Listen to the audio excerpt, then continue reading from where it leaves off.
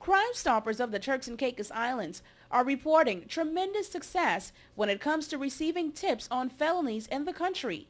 In a recent conversation with Vice President Gordon Burton, WIV4 was informed that Crime Stoppers contributes their success to the efforts of the community.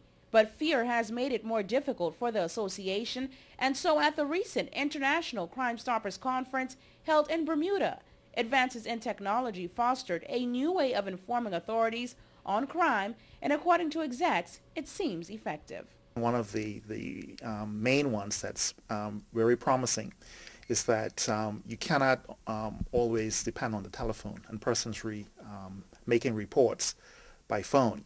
A lot of young people, they are now in the world of text messaging and computer programming.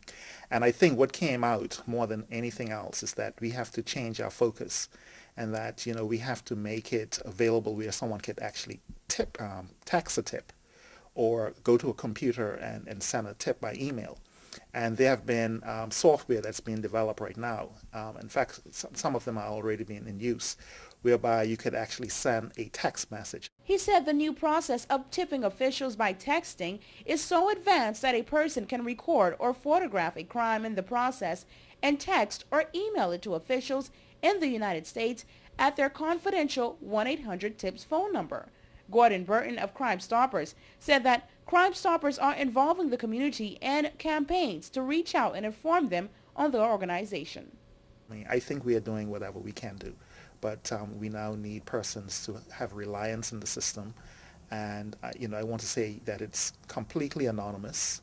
No one would know that it's you that's calling to make the tip.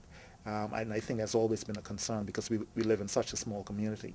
But whenever you make a report, it's completely anonymous. The crime-fighting organization is solely comprised of volunteers. Crime Stoppers utilizes the media and other entities to spread their message and give the proper authorities, like the police, information that will be beneficial to their investigations.